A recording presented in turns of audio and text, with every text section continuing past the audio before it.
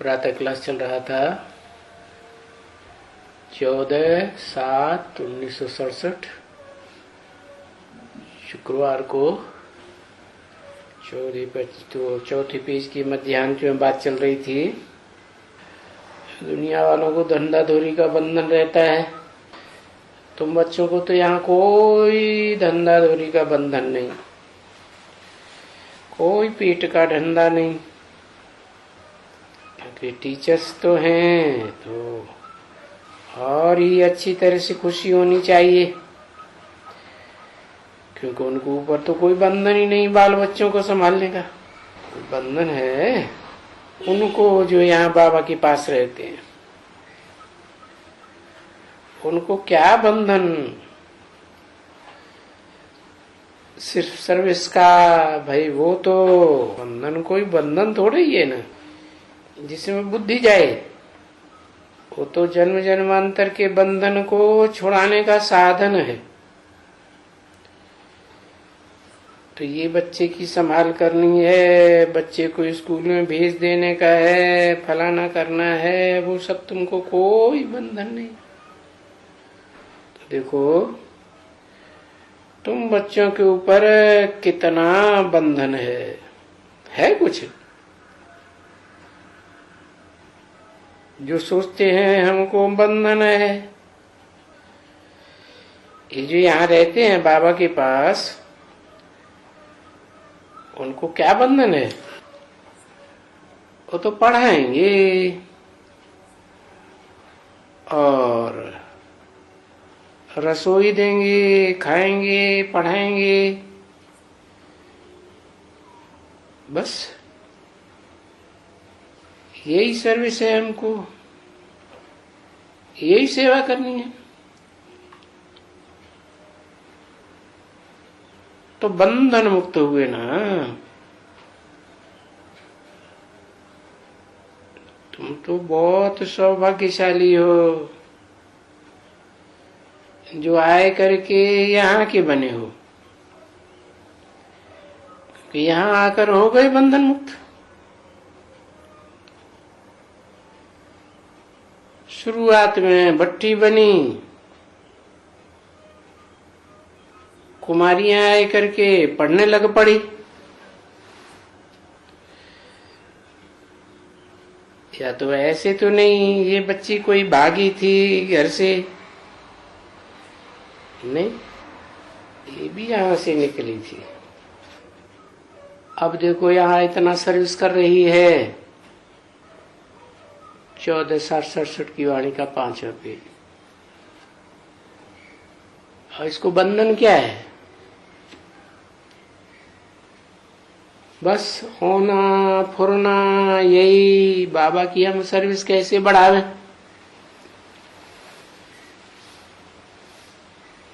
कैसे कैसे समझावे। बाबा बहुत समझाते समझाते और महीना 1.5 महीना 15 रोज बड़ा उमंग में आते हैं, बहुत खुशी में आते हैं। बाबा क्या होते हैं, बस एक दिन देखते हैं आते नहीं है, और दूसरे दिन देखते हैं आते नहीं है, चौथा दिन लगा आते ही नहीं है। पता नहीं क्यों नहीं आते हैं। अच्छा, उनको अभी क्या करें, पूछें? हाँ, अच्छा पूछना है तो भले पूछो, क्योंकि एड्रेस वेड्रेस तो सबकी पास में होती ही है। भाई क्यों नहीं आते हो?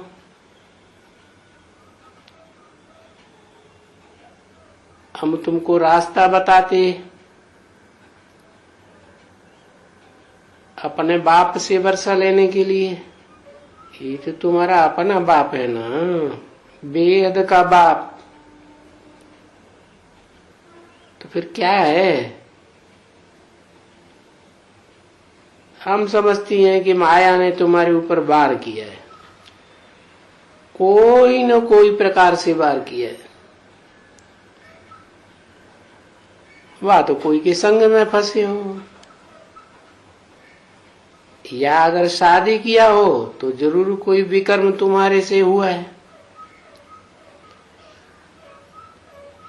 तुम गिर गए हो। समझा ना, काम कटारी के नीचे गिर गए हो। फिर भी कोई हर्जा नहीं है, अगर गिर गए हो तो फिर भी तो उठना चाहिए ना।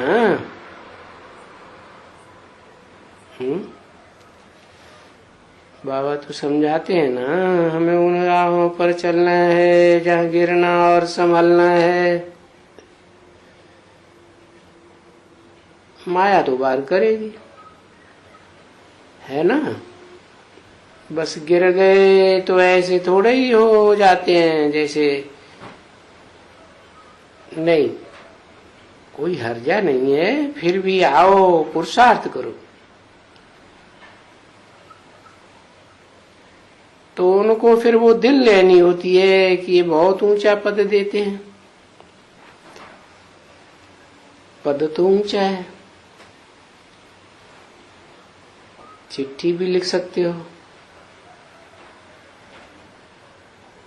क्योंकि बहुत होते हैं उनको लज्जा आ जाती है तो एकदम जैसे फां हो जाते, तो फिर आना ही छोड़ देते। तो बच्चे यहाँ बहुत आते हैं। यहाँ ये देखो, कोई जालंधर की पार्टी है इसमें? नहीं है। अच्छा, वो हम जो अंगूठी देते हैं ना बच्चे, सोने की चांदी की, वो बेचारे सब बनाते हैं और वो पैसा भी नहीं लेते। अभी आया, कोई महीना भर हुआ, हाँ महीना भर ही हुआ होगा, शायद 15-20 रोज हुआ। बहुत अच्छा। वो बोलता है मैं बहुतों को समझाता हूँ, जो भी दुकान में आते हैं उनको समझाता रहता हूँ। बस चिट्ठी लिख दिया बाबा, अभी तो वो आते ही नहीं है। अभी उनको आदमी भेज देता हूँ, तो बोलता है मेरी दिल हट गई है ज्ञान से, मेरी समझ में ही नहीं आता है कि मैं ठहर सकता हूँ या नहीं ठहर सकता हूँ। कई चिट्ठियां में लिख देते हैं बाबा को, बाबा हम, ये ज्ञान तो बहुत आपका अच्छा है, बहुत फर्स्ट क्लास है, किंतु एक बात है कि क्या जो सबको कठिन लगती है। क्या? क्या बात है? हम पवित्र नहीं रह सकते हैं। हम तो साफ आपको लिख सकते हैं, और इसलिए मैं आता भी नहीं हूं, और मैंने छोड़ भी दिया, क्योंकि मैं पवित्र नहीं रह सकता हूं। मेरे में इतनी ताकत ही नहीं है। मैं चिट्ठियां बहुत दिखलाऊं हूं, बाबा के पास ऐसी चिट्ठियां बहुत हैं, साफ साफ लिख देते हैं, अच्छे अच्छे, बहुत अच्छे लिखते हैं। मैं पवित्र नहीं रह सकता हूं। बड़ी आय वाले हैं, ऐसे भी नहीं कोई कम उम्र है, फिर भी मैं रह नहीं सकता हूं। बस ये जो है ना बात, और सब अच्छी बात है, बाकी ये बात बाबा मैं उठा नहीं सकता हूं। देखो कहाँ ये विकार, कैसे बुद्धि एकदम गिराई देती है। बादशाही लेता हूं बाप से, यहाँ हाथ भी उठाते हैं, हम सूर्यवंशी बनेंगे, एकदम हम तो नर से नारायण बनेंगे। अब नर से नारायण तो इसी जन्म में बनना होता है, ऐसे तो नहीं कि अगले जन्म में बनेंगे। धीमा पुरुषार्थ करेंगे तो अगले जन्म में बनेंगे, और तीव्र पुरुषार्थ करेंगे तो इसी जन्म में बनेंगे,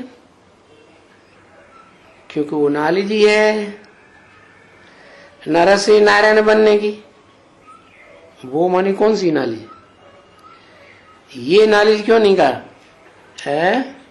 क्योंकि सन 67 में वो एडवांस नॉलेज नहीं थी, इसलिए बताया कि भविष्य में जो ज्ञान निकलने वाला है गहराई का, वो एडवांस नॉलेज है ही डायरेक्ट नर से क्या बनने वाला? नारायण बनने वाला। तो नारी से लक्ष्मी बनने की ये पढ़ाई भी है, नारायण बनने की भी पढ़ाई है। तो बाबा के पास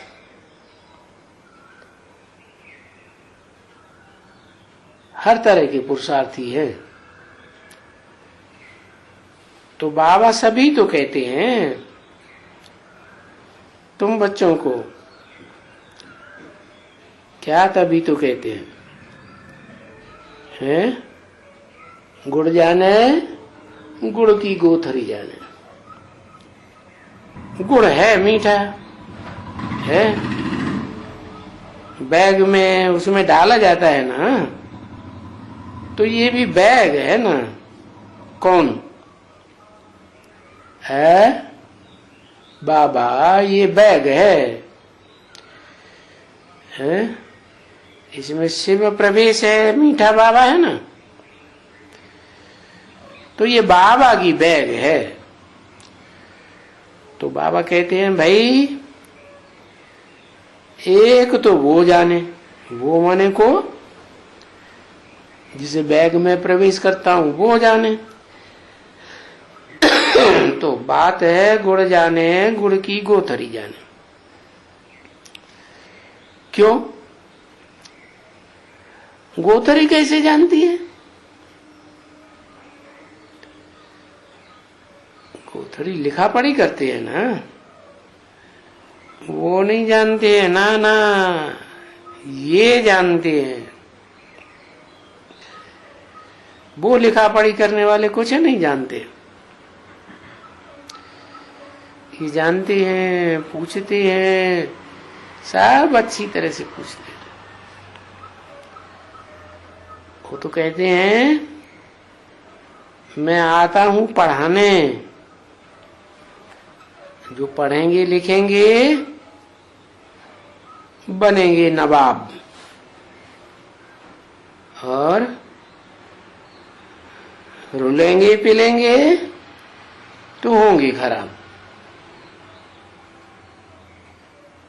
कोई होते हैं बहुत दम चक्कर मचाते हैं, न पढ़ेंगे न दूसरों को पढ़ने देंगे।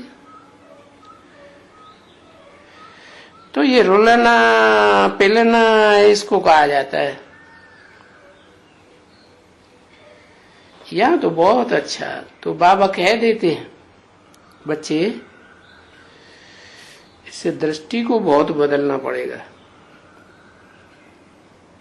और बहुत अच्छी तरह से बदलना पड़ेगा, बहुत खबरदारी।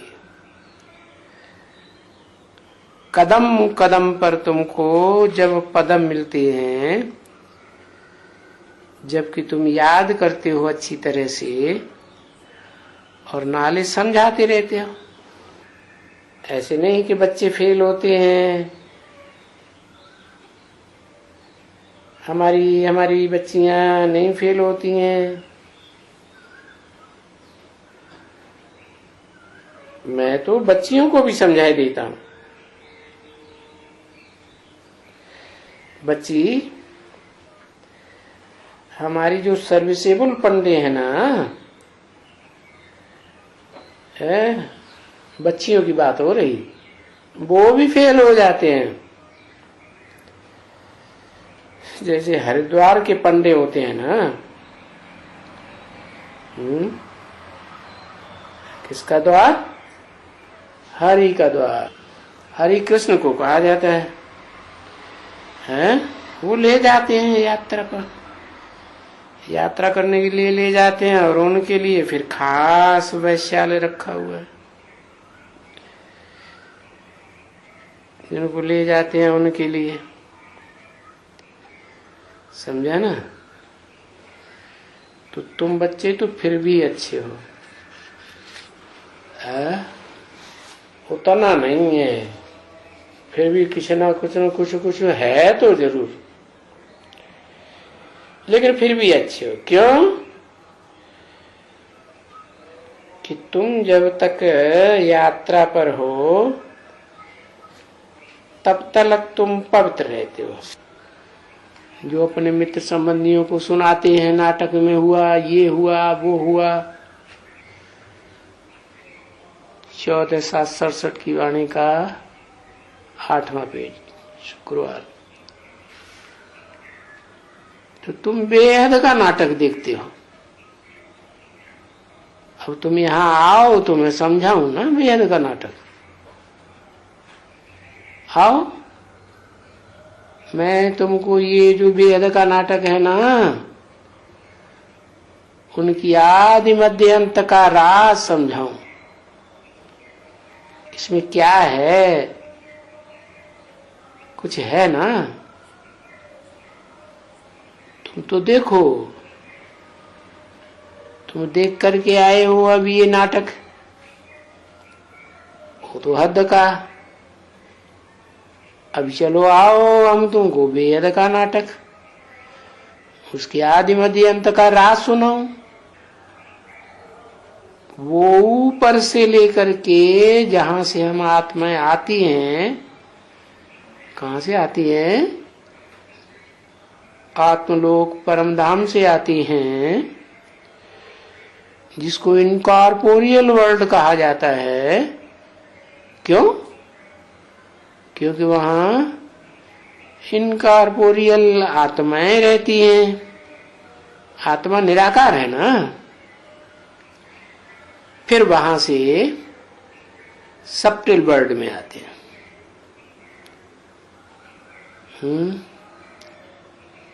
फिर ये कॉर्पोरियल वर्ल्ड, ये नाम तो थोड़े याद करेंगे। क्या? मूल वतन, जहां आत्माएं अपने मूल रूप में रहती हैं। फिर सूक्ष्म वतन, जहां सूक्ष्म शरीर धारण करके रहती है। फिर स्थूल वतन, जहां स्थूल शरीर होता है, जो आंखों से देखने में आता है। सूक्ष्म शरीर तो देखने में नहीं आता है? न सूक्ष्म वतन देखने में आता है, मूल वतन भी देखने में नहीं आता। न मूल रूप में वहां जो रहने वाली आत्माएं हैं, बिंदु बिंदु, वो भी देखने में नहीं आती, क्योंकि वो बिंदु तो बहुत सूक्ष्म है आत्मा।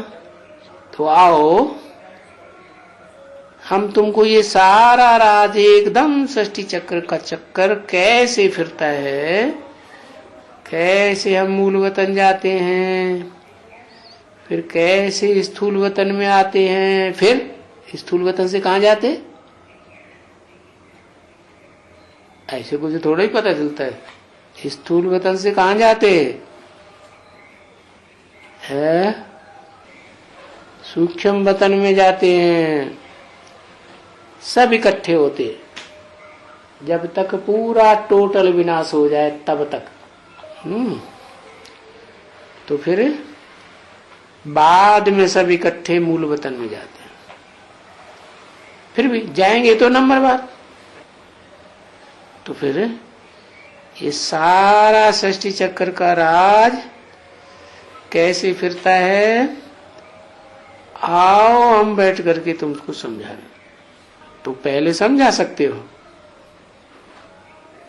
ऐसे नहीं है कि पहले कहेंगे पवित्र बनो तो समझाएं, ऐसे नहीं बोलना है। क्या कहा? वो शर्त पहले ही नहीं रखनी है कोई के सामने। या पवित्र होंगे तो धारणा होगी, ऐसी उल्टी पढ़ाई पहले नहीं पढ़ानी है। ना ना, तुम जिस समय में बैठ करके समझाएंगे उसी समय उनको बड़ा मजा आएगा और बहुत अच्छी तरह से समझ जाएगा। और बैठ के समझ जाएगा, फिर वहां बाहर में आ गई ना तो बस वहां की वहां रह गई। फिर वो आहिस्ते आहिस्ते भूल जाते हैं। वो समझाने का वो पूरा पक्का नहीं है। तुम समझाओ उनको, वो नहीं समझे समझो कि वो इसको समझाते हैं, फिर भी कुछ बुद्धि में बैठता नहीं है। कोई समझाएगा, जाकर सर्विस करते हैं। तो तुम लोग ऐसे मत समझो कि बस कोई गया, अब वो आता ही नहीं है, ये नहीं है। नहीं नहीं, कोई कोई होते हैं भले आकर के समझाते, वो यहाँ आते ही नहीं है, फिर भी यहाँ से जाने के बाद दूसरों को समझाते भी हैं। कहाँ कहाँ समझाते हैं। अच्छा, अगर दूसरों को समझाते हैं तो भी तो फिर अच्छा है ना। बाप का परिचय भी देते हैं, समझाते हैं, तो उनकी प्रजा तो बनती है ना। अरे बच्ची, थोड़ी प्रजा से राजा नहीं बनते हैं क्या? लाखों की जब प्रजा हो जाती है तब राजा बनते हैं। तो वो कम थोड़े ही बनेगी। जो जाएगी समझाएगी, वो कैसे बनेगी? तो तुम लोग हार्ट फेल नहीं हो सर्विस में, नहीं, सर्विस करते रहो, प्रजा बढ़ती रहेगी। सर्विस करते रहो, समझाते रहो। तो बाबा बहुत युक्ति बताते हैं बच्चों को भी। इनके पास ग्राहक बहुत आते हैं। तुम ये सौदा तो लेते हो, आओ हम तुमको वेद का एक सौदा देते हैं, बैठ करके हम तुमको ये सृष्टि का चक्कर कैसे फिरते हैं और ये भारत में सब कुछ कैसे होता है। देखो, देवताओं का राज्य था ना भारत में, तो ये जो देवी देवताओं का राज्य था, आओ हम उन देवी देवताओं की तुम्हें कथा सुनाएं। कथा सुनते हो ना? अरे घर में कथा होती है ना भक्ति मार्ग में, क्या रामायण की कथा, भागवत की कथा और सत्यनारायण की कथा तो होती ही है घर घर में। तो हम तुमको उनकी सच्ची कथा सुनाएं। वो कहाँ चले गए? ये 84 जन्म इन्होंने कैसे लिए? हम तुमको बैठ करके समझाऊंगा। देखो भगवान वाच ये कहते हैं, बच्चे तुम अपने जन्मों को नहीं जानते हो। क्यों नहीं जानते हो? है बच्चे नहीं जानते और बप्पा जी जानते हैं, ऐसी क्या बात? ऐसे तो जैसा बाप वैसा बच्चा। क्यों नहीं जानते? है अरे भूल गए। अरे बच्चे जन्म मरण के चक्कर में आते हैं और बाप जन्म मरण के चक्कर में नहीं आता, इसलिए उसे सब याद रहता है। जन्म मरण के चक्कर में आते हैं तो जन्म मृत्यु होता रहता है, तो सब भूलते रहते हैं पिछले जन्म की बात। तो देखो तुम भगवान बाप के बच्चे हो ना। भगवान पहले पहले ही कहते हैं बच्चे कि तुम अपने जन्मों को नहीं जानते हो, क्योंकि 84 जन्म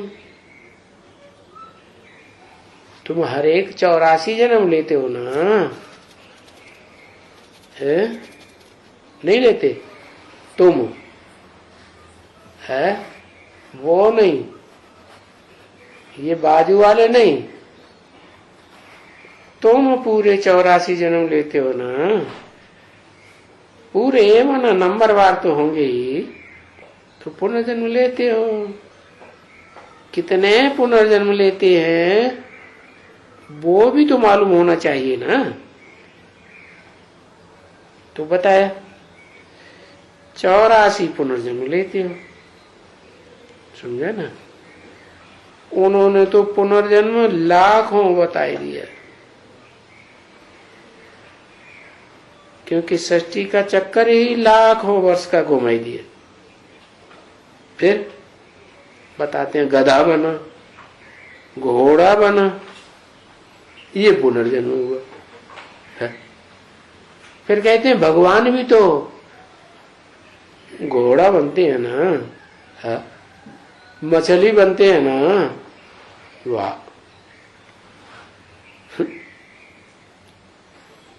तो लाखों वर्ष की सृष्टि बताने से ढेर सारे जन्म बताए दिए। उनकी है ये पुनर्जन्मों की कहानी, सारा ही झूठ है। झूठ कथाएं सुनाते हैं वो भी झूठ। क्या है? क्या कथाएं सुनाते हैं? राम का राज्य था, बड़ा अच्छा राज्य था। फिर क्या हुआ? राम की सीता रावण चुरा ले गया। बड़ा बढ़िया राज्य हुआ ये तो। जहां राम की सीता ही रावण ले जाए, है? राजा की रानी ही रावण ले जाए, वहां बड़ा अच्छी बढ़िया राज्य हुआ है। यथा राजा तथा प्रजा होता है ना। तो देखो ये तो हुई मनुष्यों के पुनर्जन्म की बात। बाबा कहते हैं बहुत सर्विस कर सकते हैं। क्या? शास्त्रों की कथा कहानियां सुनाए सुनाए के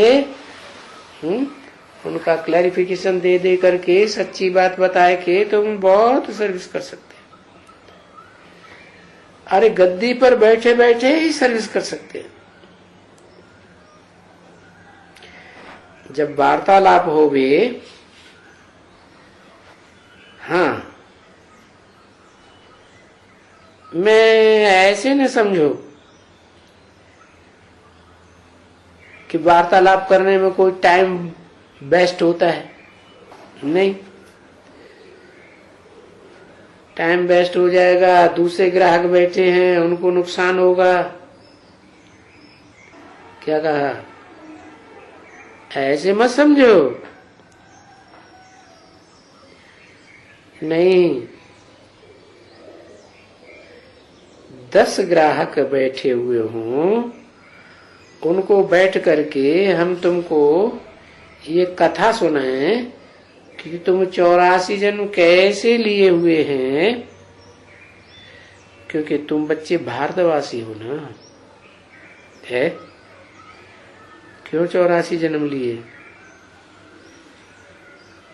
कारण क्या है? 84 जन्म लेने का मूल कारण ये है कि तुम बच्चे ही भारतवासी हो। क्या? भारत माने जड़ जमीन या कोई व्यक्ति है? कहते हैं भारत माता की जय। अरे तो चैतन्य माता होगी या जड़ जमीन की जय? ऐसे नहीं है। भारत माता भी है तो कोई विधवा तो नहीं है, उसका पति भी होगा। नहीं तो भारत में माताओं को जो सधवा होती है उन्हीं की पूजा होती है, जो विधवा हो जाती हैं उनकी पूजा थोड़ी होती है। तो बोला तुम पक्के भारतवासी हो। पक्के माने तुम भारत के दिल में बसने वाले हो, और जो विदेशी हैं वो धोखा देके दूसरे धर्म में कन्वर्ट हो गए। थे तो भारतवासी, फिर भारत को ही धोखा दे दिया, कन्वर्ट हो गए, तो फिर भारतवासी हुए कि दूसरे के दिल में बस गए हैं? धर्म पिताओं को अपना सब कुछ बना ही लिया, तो भारतवासी कहाँ रहे? विदेशी हो गए। तो तुम बच्चे पुनर्जन्म तो लेते आए हो ना, तो हम तुमको बैठो, हम सारे विश्व की हिस्ट्री ज्योग्राफी भी तुमको समझा। क्या? सिर्फ भारत की बात नहीं है, सारे विश्व में कितने कितने धर्मखंड हैं, उनके कितने कितने धर्म पिताएं हैं, कितने कितने धर्म फैले हुए हैं, कौन सा धर्म कितना फैलता है, कितना टाइम रहता है, वो सारी हिस्ट्री बताएंगे, ज्योग्राफी भी बताएंगे इस सृष्टि में कहाँ कहाँ कौन सा धर्म फैलता है। और ये हिस्ट्री ज्योग्राफी जो सच्चाई हम बतावेंगे वो दुनिया में कोई भी नहीं समझा सकता, क्योंकि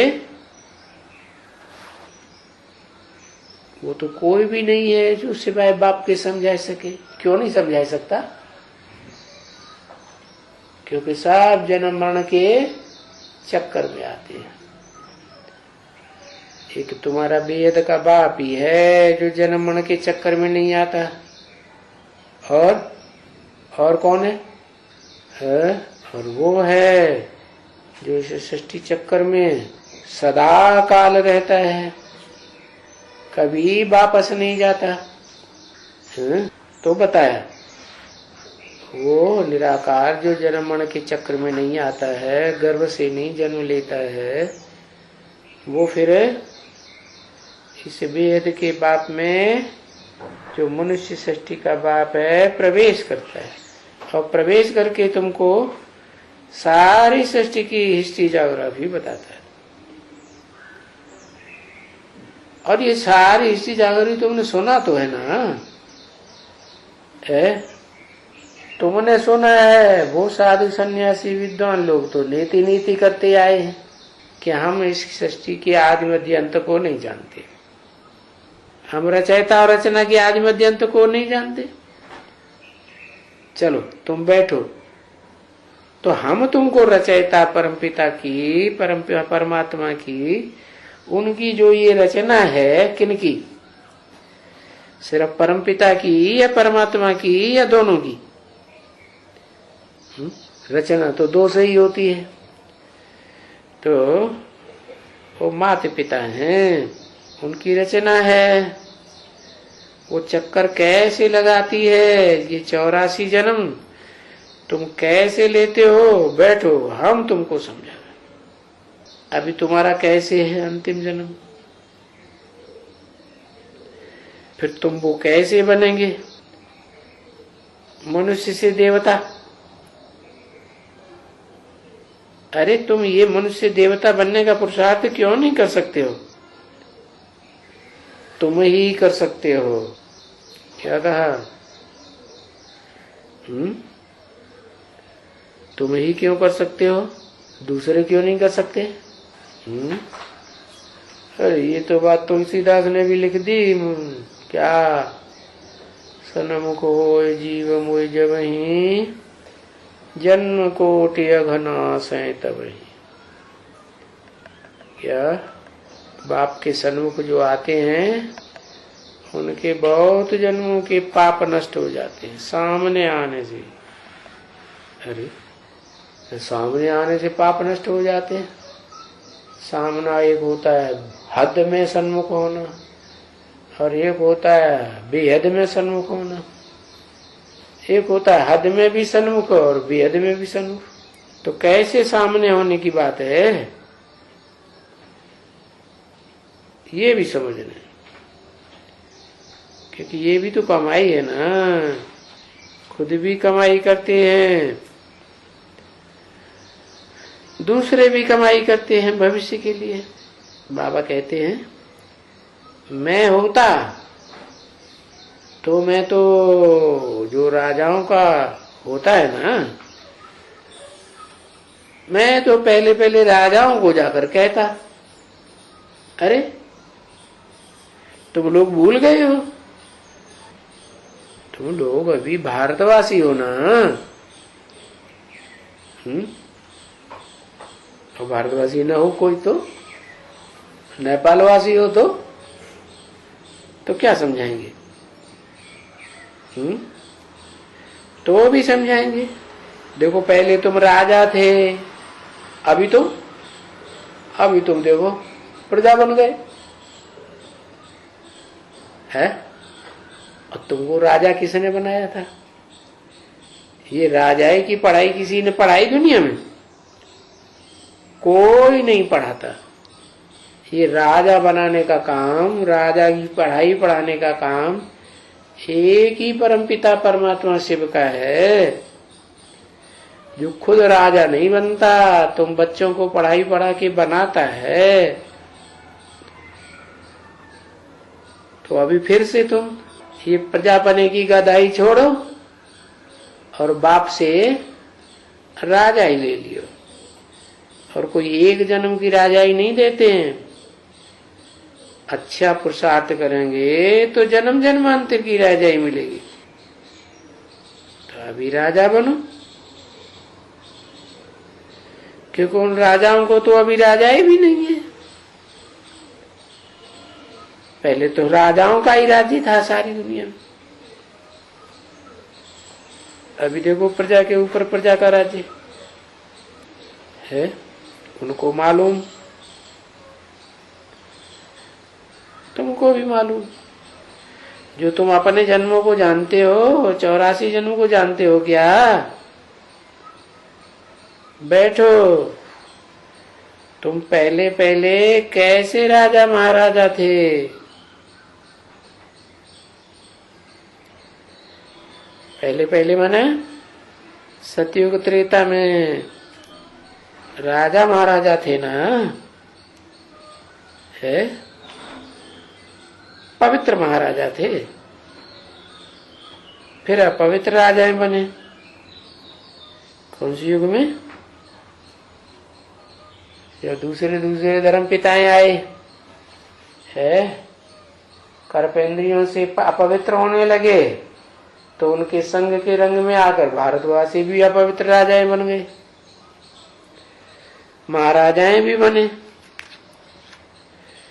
समझा ना? पीछे तुम पतित होते ही रहे, क्योंकि अपन रूप को भूल गए, उनको ऊंचा समझ लिया। तो अभी तुम कैसे महाराजा बनोगे, कैसे बनते हो? अभी तुम्हारा ये करके जो प्रजापद है वो कैसे खलास हो और तुम फिर से राजाएं बन जाओ। 14/7/67 की वाणी का 9वां पेज। अभी चलो पुरुषार्थ करो, और जो पुरुषार्थ भी है वो एकदम बहुत सहज है। वो पढ़ाई तो कितनी कठिन है, कितने मोटे मोटे ग्रंथ है, लाइब्रेरी में जाओ तो पूरे कमरे के कमरे भरे हुए है। एक तरह की पढ़ाई पढ़ने के लिए कितनी किताबें, और यहाँ तो बिल्कुल सहज पढ़ाई है। भगवान के लिए गाते ही हैं क्या, मुश्किल को सहज करने वाला। तो उस पढ़ाई का नाम ही है सहज ज्ञान और सहज राजयोग। फिर लोग सब चलते क्यों नहीं है, क्यों बीच बीच में छोड़ के भाग जाते हैं? जब सहज है। और गीता में लिखा हुआ भी है, सहजम कर्म कौन्तेय सदोषम अपि न त्यजेत है। कोई दोष भी है तो उसको त्यागना नहीं चाहिए, क्योंकि सहज है तो करते रहो, जल्दी सफलता मिल जाएगी। तो क्यों छोड़ के चले जाते हैं? हाँ, क्योंकि यहाँ मनुष्य से देवता बनने की पढ़ाई है पहले, और देवताएं तो पवित्र होते हैं। तो जब तक पवित्र नहीं बनेंगे, तुम ये भी जानते हो कि तुम नीचे कैसे गिरे हैं। ये जो अपवित्र धर्म पिताएं जो कर्मेंद्रियों से होते हैं, कर्मेंद्रियों से अपवित्र बनते हैं, दूसरों को अपवित्र बनना सिखाते हैं, उनके संग के रंग में आ तो तुम नीचे गिरे, और तुम अभी फिर भी वही कर्म करते रहेंगे, तो फिर पवित्र देवताएं कैसे बनेंगे? तो एक तो पवित्र बनो, और पवित्र बनने के लिए क्या करो है? कुछ करो कि नहीं करो? ऐसे तो नहीं कि कहते हैं कान पकड़ के उठो बैठो दंड बैठक लगाओ, ऐसे कहते हैं क्या? नहीं, बहुत सहज बात बताते हैं। एक बाप को याद करो, एक बाप को याद करो। अरे हमारे तो लौकिक बाप भी है? धर्म पिताएं भी हमारे बाप हैं, और भगवान को भी हम बाप मानते हैं। अब एक को कैसे याद करें? हम तो जन्म जन्मांतर याद करते आए अपने बाप को भी, भगवान बाप को भी, धर्म पिताओं के भी हम कन्वर्ट होकर के बाप के बच्चे बन गए। तो बताते हैं कि अनेकों की मत पर चलने से, अनेक बाप बनाने से तुम्हारी दुर्गति हुई है। क्या भारतवासियों की दुर्गति किस लिए हुई है? एक धर्म नहीं, एक राज्य नहीं, एक भाषा नहीं, एक बाप नहीं, इसलिए दुर्गति हो गई। तो अभी क्या करो? एक बाप को पहचानो। कौन सा एक बाप? जो सारी मनुष्य सृष्टि का एक ही बाप है। मनुष्य सृष्टि तो साकार है, तो साकार मनुष्य सृष्टि का बाप भी साकार है। लेकिन ये सारी साकारी मनुष्य सृष्टि तो दुखी है, परेशान है। क्यों है दुखी? क्योंकि सब कर्म इंद्रियों के कर्म बंधन में बंधे हुए हैं। तो क्या करना पड़े? इन कर्म इंद्रियों के बंधन से छूटना है। कैसे छूटेंगे? अपन को आत्मा समझो। आत्मा तो स्वतंत्र है? ऐसे थोड़ा ही कि जन्म जन्मांतर एक ही शरीर में बंधी हुई रहती है? नहीं, आत्मा तो जब टाइम होता है तो शरीर छोड़ करके चली जाती है, फिर भी दूसरे शरीर का बंधन। अरे तो बंधन खलास कहाँ हुआ? एक शरीर हो या दूसरा हो तीसरा हो, बंधन तो रहा ही। तो बंधन को खलास करने का तरीका बताया कि उसको याद करो जो जन्म मरण के बंधन में आता ही नहीं। किसको याद करो? कौन नहीं आता? वो नहीं आता जो कर्म अकर्म विकर्म की गति समझाता है, वो जानता है कैसा कर्म करने से कर्म नहीं बनता, अकर्म हो जाता है। जब कर्म ही नहीं बनेगा, अकर्म हो जाएगा, तो फिर पाप पुण्य भी नहीं बनेगा। पाप और पुण्य दोनों नहीं बनेंगे तो शरीर का बंधन भी नहीं बनेगा। इसलिए बताया अपन को देह मत समझो। देह में कर्मेंद्रियां हैं, वो कर्मेंद्रियां पाप कर्म कराती रहती हैं। इसलिए बुद्धि से, मन से इन कर्मेंद्रियों को, इस देह को भूल जाओ। तो ऐसा करेंगे तो बंधन ही नहीं लगेगा। देह का बंधन नहीं लगेगा तो गर्भ जेल से जन्म भी नहीं मिलेगा। जैसे सुप्रीम सोल बाप कहते हैं, उसकी तो प्रैक्टिस है। क्या क्या बात प्रैक्टिस है? जब जब इस षष्ठी मंच पर आता है, पार्ट बजाता है, उसका तो यही प्रैक्टिस है। और हम तो जन्म मरण के चक्कर में आते रहे, क्या भोग भोगते रहे। ठीक है, बाप कहते हैं भल तुम भोगी आत्मा हो, लेकिन भोग भोगते भोगते अभी तो तुम एकदम तमो प्रधान बन गए ना। आत्मा भी तमो प्रधान बन गई और ये शरीर भी आत्मा के तमो प्रधान बन गया। तो अभी ये जो तमो प्रधान शरीर, तमो प्रधान आत्मा बहुत दुखदाई।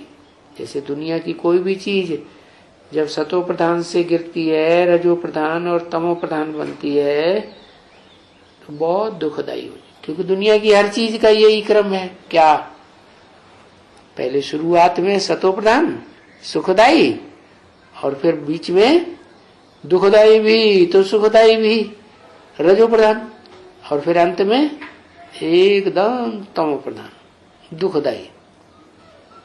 तो उस दुखदाई शरीर से, दुखदाई आत्मा से कैसे पीछा छूटे? तो उसके लिए बताया तुम एकदम जो देह है तमो प्रधान बनने वाला है, 5 तत्वों का पुतला, पृथ्वी जल वायु अग्नि आकाश, जो जड़ तत्व हैं, वो जड़ होने के कारण तो ज्ञान तो समझते नहीं है, इसलिए उनका पतन जल्दी होता है। ज्ञान से ही सदगति होती है और अज्ञान से दुर्गति होती है। इसलिए तुम अपन को देह समझना बंद करो। क्या समझो? मैं तो अविनाशी आत्मा हूं। देह कैसी है? विनाशी, आज है कल नहीं रहेगी। तो घड़ी घड़ी तामसी होती रहती है, शरीर छूट जाता है, आत्मा अलग हो जाती है, तो शरीर तो कितना खराब हो जाता है। कोई उसको घर में रख सकता है क्या? नहीं। 2-4 दिन रखेगा, कीड़े पड़ेंगे, बदबू आएगी, सारे मोहल्ले वाले भाग जाएंगे। तो बताया ऐसी तमोप्रधान चीज को क्यों याद करना जो विनाशी है, दुखदाई है। तुम अपन को अविनाशी आत्मा समझो। तो बताया बाप कहते हैं अभी पवित्र बनो। ये अपवित्र शरीर जो बनता है अपवित्र दुनिया में, उसको याद करना बिल्कुल बंद करो। देह को नहीं, अपनी देह को भी नहीं, देह के संबंधियों की भी देह को नहीं है, देह के पदार्थों को भी याद न करो। एक शिव बाबा, दूसरा न। ऐसे करेंगे तो तुम भी शिव बाबा जैसे बन जाएंगे। लेकिन तुम भोगी आत्मा हो, सदा काल के लिए नहीं बनेंगे। हाँ,